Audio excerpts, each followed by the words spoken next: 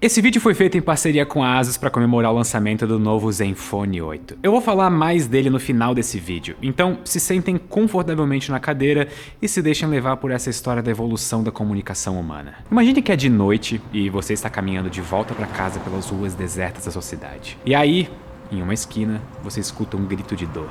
Nesse momento você vai ficar alerta e provavelmente com medo. O seu cérebro vai iniciar milhares de descargas elétricas tentando prever algum tipo de ameaça ou perigo logo na sua frente. E honestamente isso que você acabou de fazer é algo extraordinário. Através de um som, você identificou um perigo. Esse tipo de habilidade é e foi útil para a sobrevivência dos nossos antepassados e outros animais. Transmitir informações à distância é uma habilidade biológica tão útil que é comum nas mais diversas espécies. Desde o barulho das cigarras, os traços químicos das formigas ou o doce canto dos pássaros que resolvem cantar bem quando liga uma câmera para começar a gravar.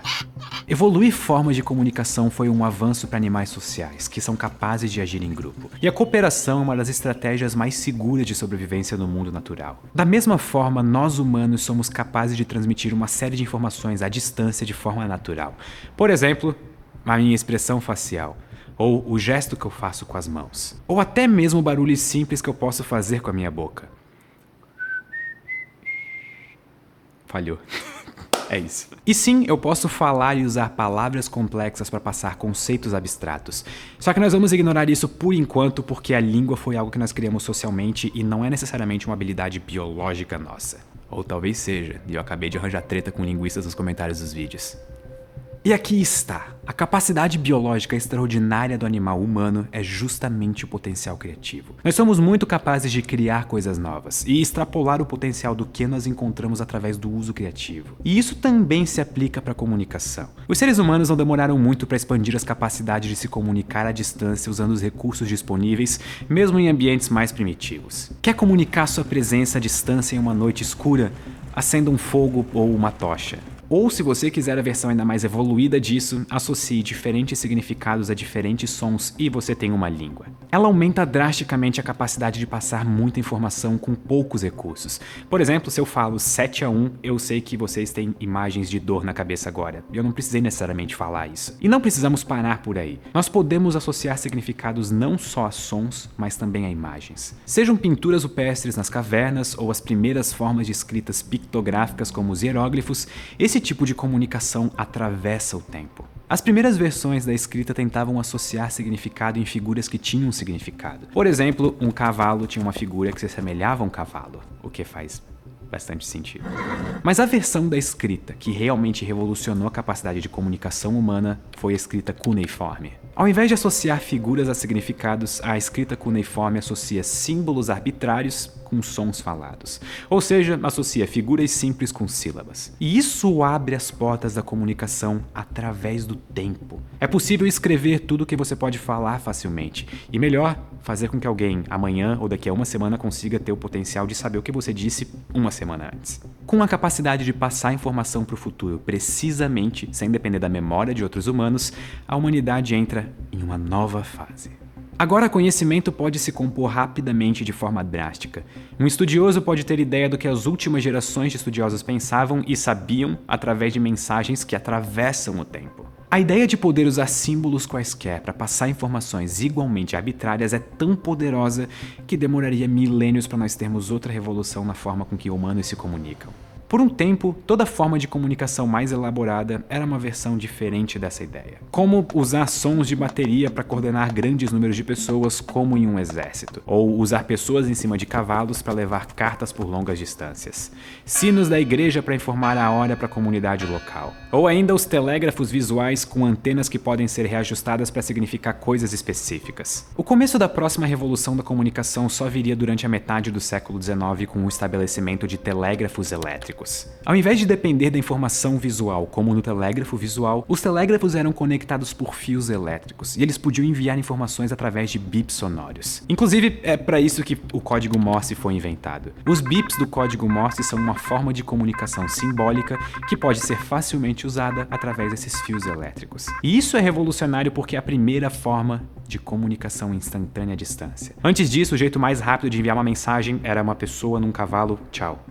Mas com a invenção do telégrafo foi possível criar enormes redes de comunicação diretas e instantâneas, tudo isso graças ao eletromagnetismo. E essa não seria a última revolução na comunicação baseada na física do eletromagnetismo, porque durante a metade do século XIX nós entendemos que existem mais tipos de luz do que nós podemos ver. Um desses tipos são as ondas de rádio. Essas ondas podiam ser usadas para levar mensagens por longas distâncias. A descoberta das ondas de rádio permitiu a criação da telegrafia sem fios. Ao invés de enviar corrente elétrica, você enviava as ondas de rádio diretamente. E não demorou muito para o potencial de algo assim se realizar.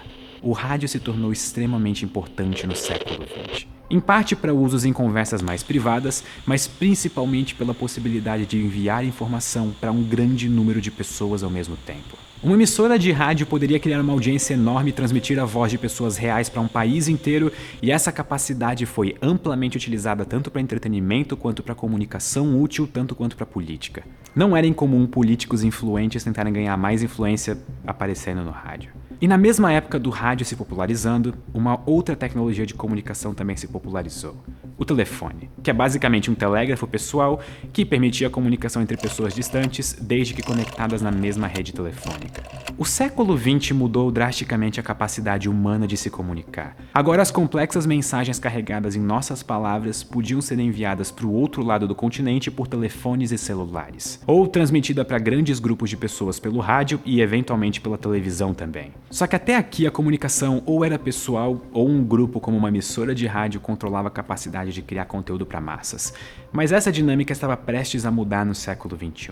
A popularização da internet no fim dos anos 90 e começo dos anos 2000 mostrou uma nova forma de compartilhar informações. Qualquer um com acesso à internet podia criar conteúdo, compartilhar informação e comunicar o que quisesse, e isso poderia ser visto por qualquer outra pessoa com acesso à internet. Seja através de um blogspot ou em discussões em fóruns online, ficou muito mais fácil encontrar comunidades únicas para conversar sobre os interesses pessoais. Não importa o quão incomum sejam os seus gostos, é bem provável que exista um lugar para ele na internet. Com a consolidação da internet e a centralização de pontos de comunicação em plataformas, estava cada vez mais claro que o mundo ao nosso redor seria drasticamente transformado pelo potencial dela. E a culminação disso aconteceu em 2007 com o anúncio do primeiro smartphone. Uma vez que essa tecnologia se tornou mais acessível, uma quantidade enorme de pessoas ganharam acesso a uma capacidade totalmente inédita de se comunicar. Notícias do outro lado do mundo podem não só ser vistas, mas pesquisadas em detalhes. Você pode criar grupos na internet para fazer coisas drásticas no mundo real. E aqui eu sou forçado a lembrar todos os flash mobs do começo da década passada, que parece 100 anos atrás,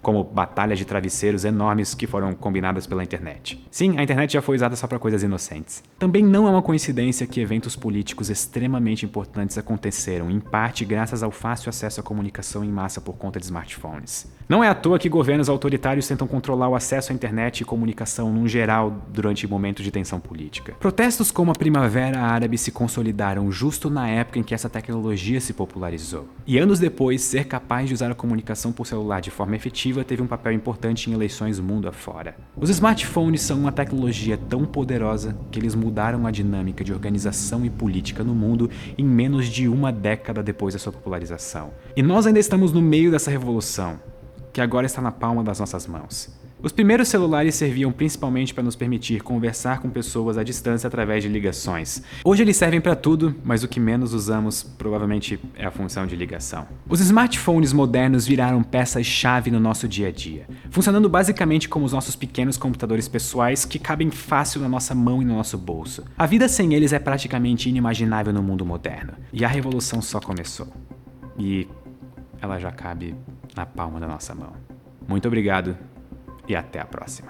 Falando em revolução, eu estou segurando uma delas. Esse é o novo Zenfone 8, um celular tão poderoso que eu fico tentado a chamar ele de computador ao invés de celular. O Zenfone 8 foi totalmente desenvolvido com foco na inovação, para oferecer a melhor experiência de uso possível. O principal desafio era desenvolver um smartphone único com alto desempenho, porém compacto no seu tamanho. Ele redefine o design portátil porque ele foi projetado para ser excepcionalmente fácil de usar, mesmo com apenas uma mão. E além disso, fácil de levar para qualquer lugar, ele cabe em qualquer bolso. Ele tem altíssimo desempenho graças à memória ultra rápida LPDDR5, chipset Snapdragon 888 com 5G e GPU Adreno 660 de 5 nanômetros. É quase um átomo. quer dizer, alguns átomos. Eu tive a oportunidade de usar ele diariamente no último mês e uma das coisas que mais me chama a atenção é a câmera lenta de até 480 fps. Como alguém que trabalha com criatividade, ter esse tipo de ferramenta nas mãos me possibilita ir além. E ele também suporta gravação em 8K. Além disso, a tela dele é HDR10+, e tem uma taxa de atualização de 120 Hz. Usar ele é bastante prazeroso. Ler notícias ou jogar jogos é bastante fluido. E para quem gosta de viajar e não quer ficar levando carregadores para todo lado, uma notícia boa. A bateria dura praticamente o dia inteiro, mesmo usando. A Asus realmente se superou no lançamento desse novo Zenfone 8, e eu vou deixar o link dele para quem quiser saber mais na descrição desse vídeo. E eu vejo vocês na semana que vem.